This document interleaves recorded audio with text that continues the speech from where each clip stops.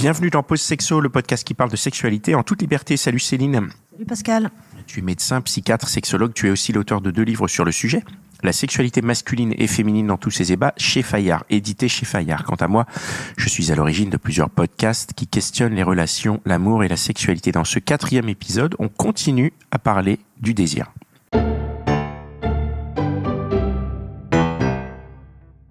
On était, alors attends, où est-ce qu'on en était dans l'épisode précédent? Je retrouve mes notes. Et on va parler surtout de tous les facteurs qui influencent le désir. Là, c'est ça, on aborde le sujet, c'est parce que c'est hyper important. Qu'est-ce qui influence le désir, donc en bien et en mal, ce qui l'influence dans le sens le augmente comme ce qui peut le diminuer et le stopper. En général, ce sont toujours les facteurs qui le diminuent qui nous posent problème. Malheureusement, bien que les facteurs qui l'augmentent peuvent aussi être très très problématiques. Ça peut être problématique. Mais ça, on le verra dans un autre podcast qu'on fera, qui est spécialisé dans les addictions sexuelles ou l'hypersexualité. D'accord. Mais donc on va en parler rapidement aujourd'hui. Alors, les facteurs qui influencent le désir, on fait quoi? On distingue chez les hommes, chez la femme? On fait 2 catégories? Non, non, puisque comme on a vu, la question du désir n'est pas genrée. Donc on va parler des facteurs qui influencent le désir en règle générale. Et ensuite, par contre, on différenciera les hommes et les femmes en ce qui concerne les troubles du désir, parce qu'on verra que c'est pas tout à fait les mêmes troubles qu'il y a chez les hommes et les femmes, même si ça se rapproche beaucoup. Donc, ce qui influence le désir, ça va être, c'est déjà très très complexe, parce que ce qu'on a vu, c'est qu'il y a beaucoup de facteurs qui interviennent dans cette question du désir. Donc, ça va être évidemment les facteurs personnels, alors que ce soit l'histoire du sujet, son éducation, ses expériences vécues, l'existence de traumatismes sexuels ou pas sexuels.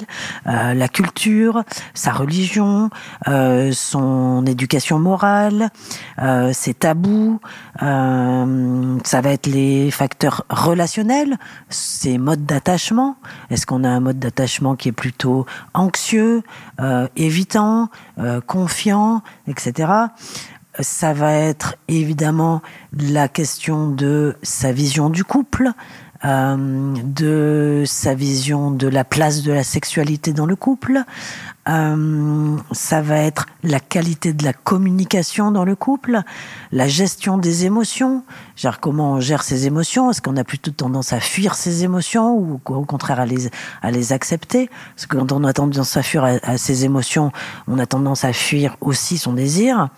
Ça va être aussi dépendant de son rapport au travail, de son rapport au stress, parce que quand on travaille beaucoup et qu'on a un travail hyper stressant, forcément on a moins de place pour la sexualité, donc moins de désir. Mais ça va être aussi dépendant de son rapport au corps, comment on s'est construit dans son rapport au corps. On sait très bien que quand on a un rapport à son corps qui est pas bon, on va avoir moins de désir, en tout cas moins de désir de se montrer, moins de désir d'intimité, moins de désir de plaire aussi, parce qu'on va avoir l'impression de pas être désirable.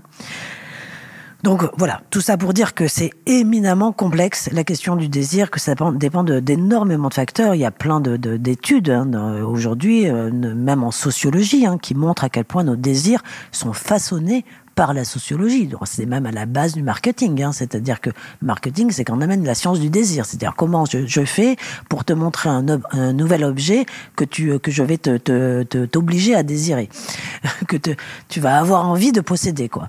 Donc c'est vraiment la base du marketing, c'est de nous proposer des nouveaux objets qui ne nous servent à rien, et qu'on va vouloir, qu'on va désirer avoir. Donc, voilà. Donc autant dire que la question du désir, ça se joue à de nombreux niveaux et que toute la publicité est basée là-dessus. Mais le fonctionnement de la publicité, c'est la création d'un désir. La création d'un désir, oui. Et la validation d'un désir aussi, ou pas. Est-ce que je suis validée dans mon désir ou pas? Mais par exemple, aujourd'hui, il y a heureusement les choses, les mentalités changent. Mais par exemple, on a l'idée que seul le corps mince avec des gros seins est désirable. Par exemple, il y a beaucoup de femmes qui pensent encore que les hommes ne désirent que les femmes minces avec des gros seins, alors que c'est totalement faux, évidemment. Hein. Les hommes aiment le corps des femmes comme il est. Je ne cesse de répéter ça aux personnes qui viennent me consulter, parce que je n'ai entendu jamais un homme dire qu'il n'aimait pas le corps, qu'il ne désirait pas le corps de sa partenaire. Il aime le corps tel qu'il est, même si elle a pris du poids, même si ils aiment et ils désirent leur partenaire dans l'immense majorité des cas. Ce qui a pu être démontré, c'est que pour cette question du désir, c'est que plus la sexualité était vécue comme récréative, c'est-à-dire vraiment dans le seul but d'avoir et de donner du plaisir, alors plus le désir sexuel est élevé. Donc ça renvoie à l'idée que, évidemment, plus on base sa sexualité sur la question du devoir conjugal ou du devoir moral, moins le désir sera important. Ça, je pense que c'est entendable pour tout le monde, que la sexualité doit rester du plaisir, que c'est un moyen simple, sain, facile, finalement, d'avoir du plaisir, la sexualité, qu'elle soit auto-érotique ou relationnelle, et que quand ça devient un devoir parmi d'autres, ça donne pas très envie de le faire. Et ensuite, on peut dire aussi que le fait d'avoir la quantité de désir sexuel dans un couple n'est pas reliée directement à la question de la satisfaction sexuelle du couple. Qu'est-ce que j'entends par là? C'est-à-dire qu'on peut faire beaucoup l'amour dans un couple et ressentir peu de satisfaction, comme on peut faire peu l'amour dans son couple et en être totalement satisfait. Donc ce n'est pas parce qu'on a beaucoup de désir sexuel dans un couple qu'on a une satisfaction sexuelle.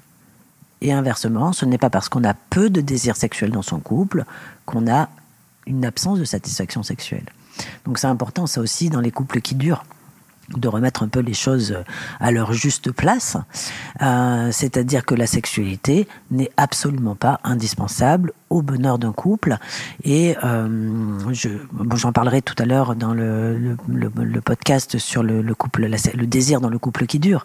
Mais je peux en toucher deux, trois mots là. C'est que malheureusement, on voit. Je parlais de la norme de la société, du poids de la société dans nos désirs. Mais là, par exemple, la société nous fait croire que pour être un couple épanoui, il faudrait faire l'amour 3 fois par semaine. Non, il y a des tas de couples qui font peu, voire pas l'amour, une fois tous les 6 mois peut-être, une fois tous les 3 mois, et qui sont très heureux, mais qui viennent consulter quand même en se disant c'est pas normal, je ne suis pas normal. Je ne suis pas normal. Mais si, en fait, il n'y a pas de norme en matière de sexualité. Il n'y a pas de normalité. C'est le discours de la société qui les fait se questionner sur la normalité de leur relation. Exactement. Mais en soi, ils n'éprouvent pas de problème à vivre cette situation, Exactement. À avoir, par exemple, ils n'ont aucune souffrance de vivre leur vie de couple sans ou avec très peu de sexualité, mais souvent parce qu'en fait, leur couple soit ne s'est pas construit sur la sexualité, il se construit sur une intimité, sur une connivence, sur une complicité qui peut être intellectuelle, sportive, créative, professionnelle, peu importe. Mais en tout cas, la sexualité n'est pas le fondement de leur couple. Donc, ce n'est pas ce qui est important dans leur couple. Et ça peut être aussi simplement la question de la qualité relationnelle, de la communication, le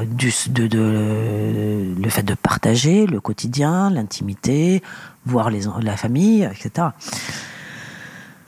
Donc ce n'est pas absolument pas le désir sexuel qui fait qu'un couple dure ou pas, en tout cas. Et que les études qui ont montré que les couples qui durent, ce sont des couples c'est la qualité de la communication et l'absence de violence. Globalement, ce qui fait qu'un couple dure. Et moi, je rajouterais la volonté que le couple dure. Parce que sans volonté qu'un couple dure, le couple il ne dure pas. Volonté des deux deux parts. Deux, bien sûr. Oui, des deux. Et du travail, bien sûr. Donc là, maintenant, on va parler de peut-être ce qui se passe quand il y a moins de désir. Oui. Ce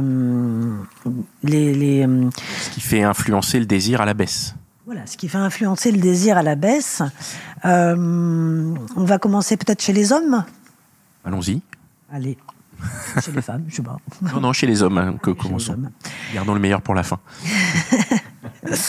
Alors, globalement, ce qui fait... on va voir que chez les hommes ou chez les femmes, c'est un peu les mêmes choses qui vont être retrouvées.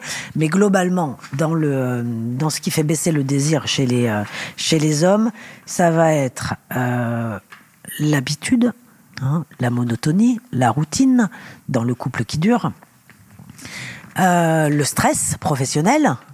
Donc la routine, vraiment, ça fait baisser le désir. Est-ce qu'on sait pourquoi ? Pourquoi cette habitude ? Parce qu'en vrai, une habitude, c'est génial, c'est confort, c'est rassurant. Oui, alors, parce que déjà, le désir se nourrit de manque, d'insécurité. Or, dans un couple qui dure, qui cohabite, on a la sécurité et on a la présence. Donc, c'est comment remettre le désir, c'est comment remettre de la distance, de l'insécurité, du désir de plaire, la peur de ne pas plaire aussi.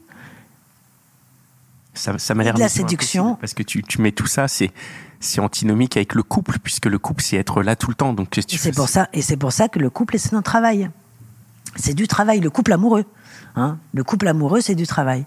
Et avoir un désir dans son couple qui dure, c'est vraiment du travail. Et comment ça se traduit ? Comment tu abordes ce travail ?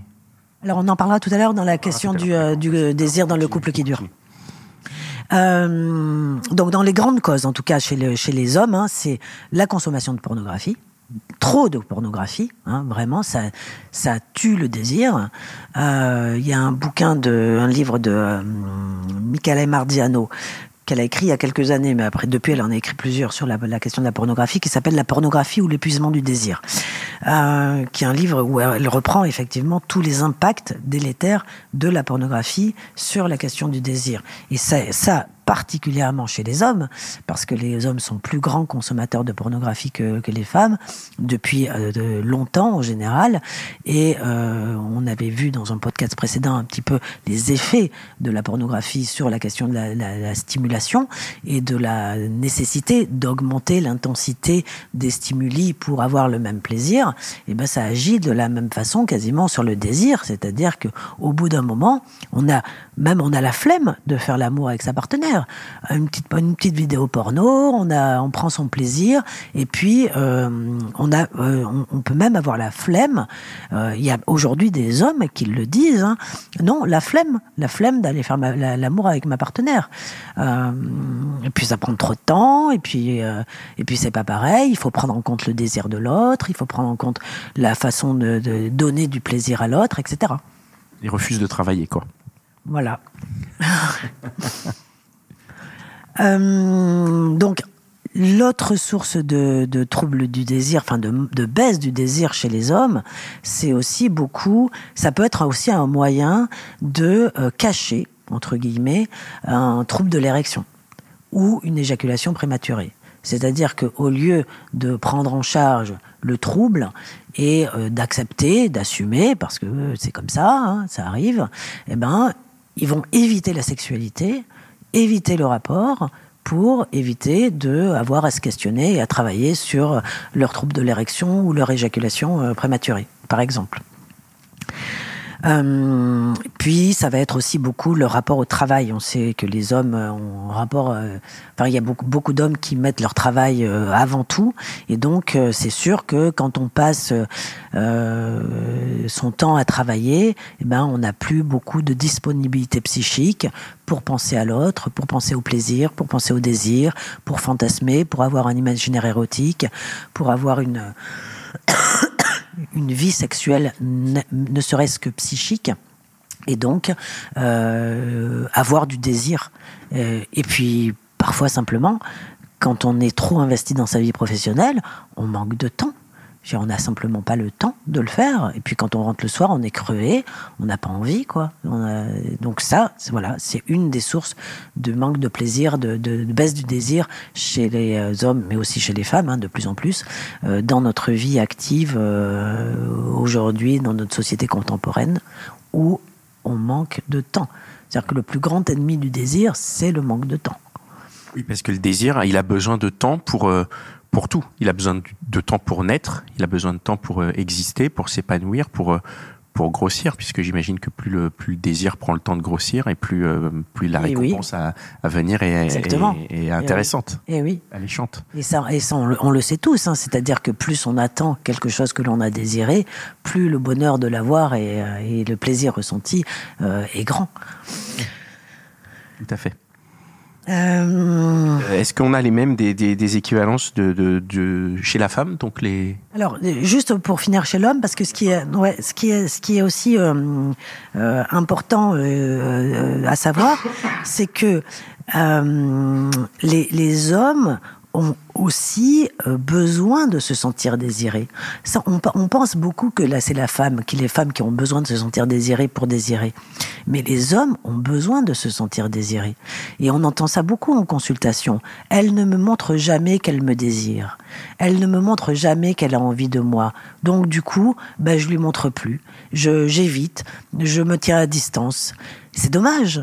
Donc, montrer que les femmes acceptent aussi de montrer aux hommes qu'elles sont désirantes. Or, dans notre société, souvent, c'est mal vu. Une femme qui montre qu'elle a du désir va passer pas pour une nymphomane, il y a une vision, une connotation négative pour une femme à montrer son désir, alors qu'il y a une connotation positive pour un homme à montrer son désir. Dans la société globalement. Mais dans le couple, c'est important que les choses soient peut-être vues différemment et que nous, les femmes, on n'ait pas de difficulté, qu'on n'ait pas d'inhibition, en tout cas, à montrer que l'on désire. Moi, j'ai une question par rapport donc à ce que tu viens de dire à l'instant, mais qui fait référence à l'épisode précédent. C'est le désir réactif. Oui. Mais parce que là, donc si je reprends un peu ce que tu dis, donc à savoir que mettons un homme lambda se plaint et dit ma femme ne me montre pas de désir, mais puisque si elle n'a pas ce désir, voilà, c'était le désir spontané. Oui, mais là, quand on parle de désir spontané ou réactif, on parle de désir sexuel. Or, le désir, c'est pas seulement sexuel. On peut désirer un homme, on peut montrer qu'on a du désir pour un homme en lui montrant qu'on a du désir, ne serait-ce que de passer du temps avec lui, de lui faire des câlins, de le caresser, de l'embrasser, de montrer qu'on a envie d'intimité, pas forcément sexuelle, et se dire que le désir sexuel proprement dit va venir après. D'accord. Tu vois, c'est pas tout à fait la même chose. Très bien. Très très bien, merci. Voilà, donc ça c'était les grandes causes psychologiques. Après, il y a des causes physiques qui arrivent dans les pertes de désir. Donc ça va être surtout, ça en général on les connaît. Donc quand on est atteint de ce genre de pathologie, on les connaît. C'est les maladies neurologiques surtout, mais aussi l'adénome hypophysaire. Alors ça c'est pas très connu. L'adénome hypophysaire. Ça, c'est une petite tumeur bénigne qui est développée au niveau de l'hypophyse, qui va entraîner donc la sécrétion de prolactine, dont on a vu que c'était une hormone qui inhibait donc la sexualité et le désir. Donc, il va entraîner des troubles du désir. Alors, chez la femme, c'est la même chose, ça entraîne des troubles du désir, mais le diagnostic est fait beaucoup plus tôt chez la femme parce que ça entraîne aussi un arrêt des règles. Donc, on va faire le diagnostic très vite. Chez l'homme, il n'a pas de règles. Donc, le diagnostic va être fait beaucoup plus tardivement. Et parfois, après des années d'évolution de la tumeur. Et donc, c'est pour ça que devant une baisse de désir chez un homme, mais aussi chez une femme, mais surtout chez un homme, le mieux, ce serait vraiment de faire un bilan clinique systématique à la recherche, notamment du taux de testostérone, du taux de prolactine, etc., pour vérifier qu'il n'y a pas une cause physique qui pourrait passer inaperçue, en rappelant qu'en médecine, on a une obligation de moyens, c'est-à-dire qu'on est dans l'obligation de proposer tout ce que l'on sait aujourd'hui, à l'heure actuelle, dans l'état de développement de nos connaissances, et de proposer aux patients les bilans en conséquence. Et je pense que ce dosage-là, il est important pour ne pas passer à côté de l'adénome à prolactine, Voilà, donc les pertes de désir, c'est aussi donc l'avancée en âge, évidemment. C'est-à-dire que voilà, le désir baisse avec l'âge, le désir sexuel. Tous les troubles endocriniens et hormonaux qui vont faire intervenir les hormones et les neurotransmetteurs liés au désir. Alors ça va être évidemment le déficit en testostérone, certains troubles de la thyroïde, toute maladie chronique qui va influencer la qualité de vie du sujet, qui va provoquer de la fatigue, des douleurs chroniques, les maladies de peau chroniques, tout ça, ça va influencer le désir. C'est sûr qu'on a moins de désir quand on a un corps recouvert de psoriasis, par exemple, ou d'eczéma, quand on a une peau saine. Voilà, c'est des choses un peu évidentes. Ce qu'il faut aussi noter, c'est qu'il y a la consommation de drogue et d'alcool.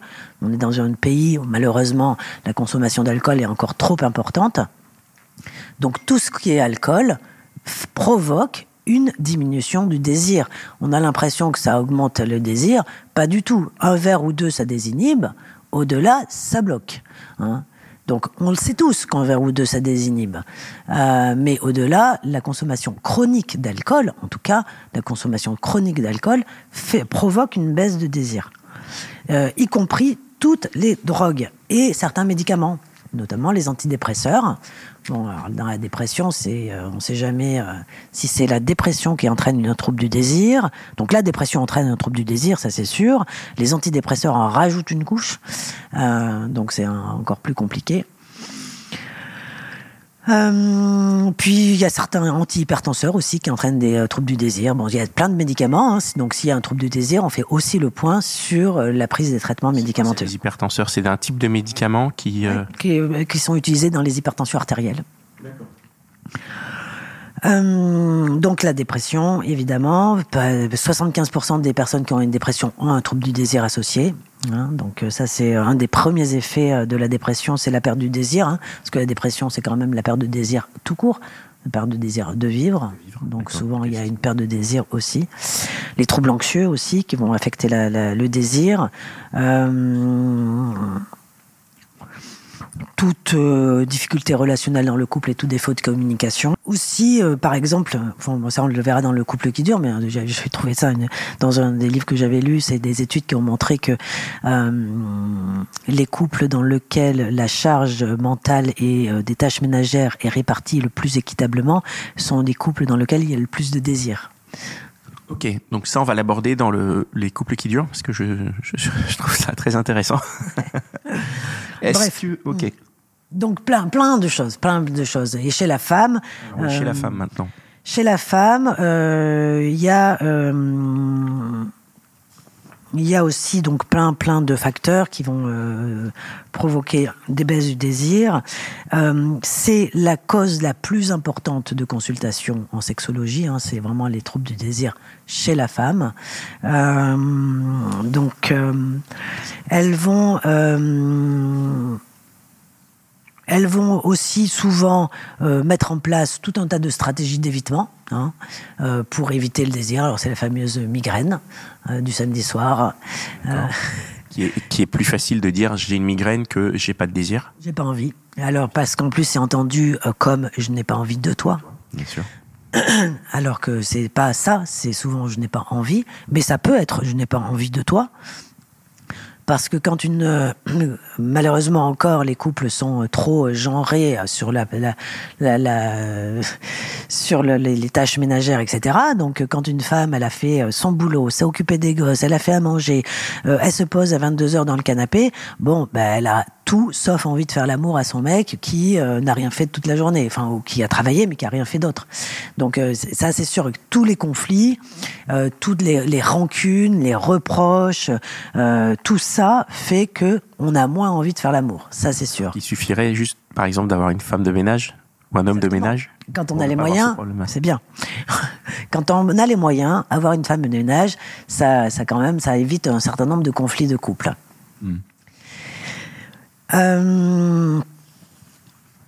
Donc il y a ces migraines. Qu'est-ce qu'il y a d'autre comme Il y a le sentiment de culpabilité. Culpabilité par rapport à quoi ? Le sentiment de culpabilité. C'est-à-dire le sentiment de culpabilité, c'est quelque chose qui... ça fait partie des grands sentiments humains. comme le sentiment de honte, le sentiment de solitude, le sentiment d'abandon, le sentiment de rejet. Ça, c'est partie des grands sentiments humains. Ce sont des sentiments qui se construisent dans notre développement psychologique. Donc, le sentiment de culpabilité, notamment, se construit dans notre enfance, et c'est lui qui va nous permettre de vivre en société. C'est lui qui va nous permettre de comprendre que ce n'est pas bien de frapper son petit frère ou sa petite sœur ou son petit camarade de classe, encore moins de le mordre, encore moins de le tuer. Donc c'est vraiment à la base, le sentiment de culpabilité est à la base de notre vie en société, ce qui nous permet d'être des animaux sociaux. Malheureusement, c'est aussi un moyen d'éducation. C'est-à-dire que la culpabilisation fait partie, malheureusement, encore trop souvent, des moyens que l'on a pour éduquer nos enfants. C'est pas de l'éducation, c'est un peu du dressage finalement. Donc, comment éviter d'éduquer nos enfants en les culpabilisant, parce que ça va en faire des adultes qui vont avoir du mal à ressentir du plaisir et à désirer ensuite. Donc il y a d'autres moyens, bon ça c'est pas l'objet de ce podcast, mais en tout cas, quand on a eu une éducation de ce type-là, et puis d'autres choses, il y a plein d'autres origines au sentiment de culpabilité qu'on appelle morbide, c'est-à-dire qu'il est là alors qu'il ne devrait pas être là. C'est finalement des gens qui ont un juge interne trop sévère, qui ont un gendarme interne. En psychanalyse, on dirait qu'ils ont un surmoi trop strict, qui leur empêche d'accéder au plaisir, et donc ils ont une baisse de désir parce qu'ils n'accèdent pas au plaisir. Voilà, ça c'est... Le sentiment de culpabilité, c'est vraiment un sentiment qui est très souvent à l'origine d'une baisse de désir, et qu'on voit chez les femmes, et on le voit aussi chez les hommes, mais parfois chez les hommes ça va se renverser, c'est-à-dire que au lieu de s'exprimer vers une perte de désir, ça va s'exprimer vers une hausse de désir, comme si ils avaient pris le chemin inverse. Ce qui va provoquer aussi des baisses de désir dans le couple, c'est le sentiment d'insécurité, alors que normalement ça devrait l'insécurité, le désir se nourrit d'insécquité. Oui, c'est ça, c'est ce que tu as dit tout oui, à mais l'heure. alors chez la femme, l'insécurité, ça provoque plutôt un manque de désir, parce que le sentiment d'insécurité renvoie plutôt au manque affectif, au sentiment d'abandon, au sentiment de rejet, et ça va plus être pourvoyeur de désir, de tendresse et de câlin que de désir sexuel proprement dit. Voilà. Donc la femme va plus essayer de se rassurer par des demandes de tendresse plus que par une demande de sexualité. Comme si, finalement, c'était la tendresse qui lui faisait dire « je suis aimée », plus que le désir qui la rassure sur le fait d'être désirée. Bon, après, il y a toutes les émotions, la colère, l'anxiété, la tristesse, comme on a dit pour les hommes, etc. Voilà.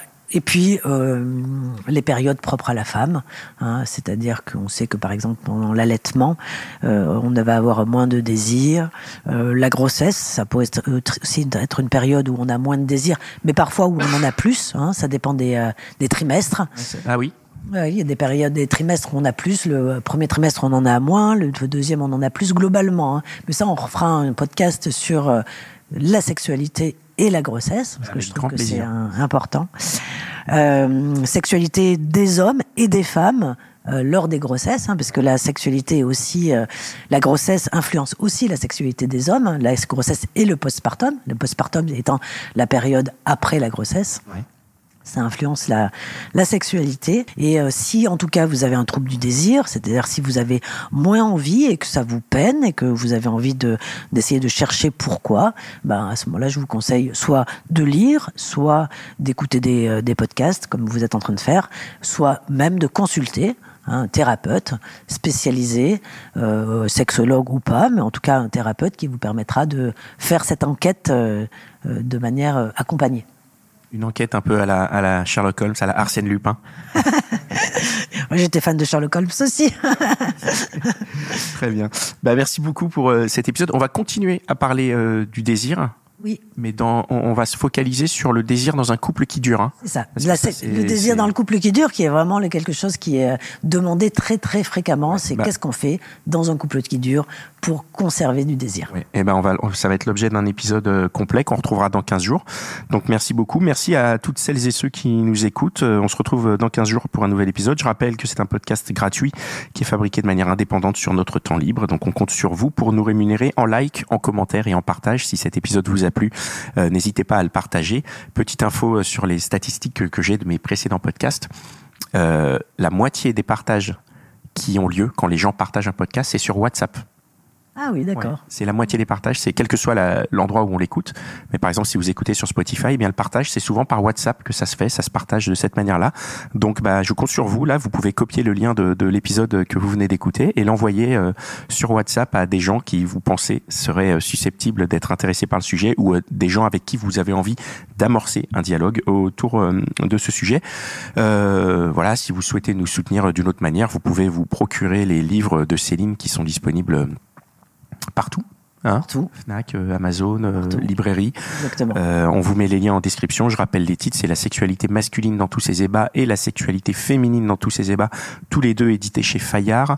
Et les deux sont disponibles en grand format et en poche aussi. Moi, j'ai eu le féminin en poche. Le féminin en poche. Le masculin, non, il est sorti cette année. Ouais. Il est trop récent. Mais voilà. Mais, en tout cas, je les conseille très fortement. J'ai lu et c'est ce qui m'a amené à collaborer avec toi sur ce podcast.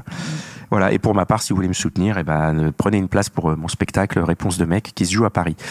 On se retrouve dans 15 jours pour la suite de cette trilogie d'épisodes sur le désir. Ciao. Dans 15 jours.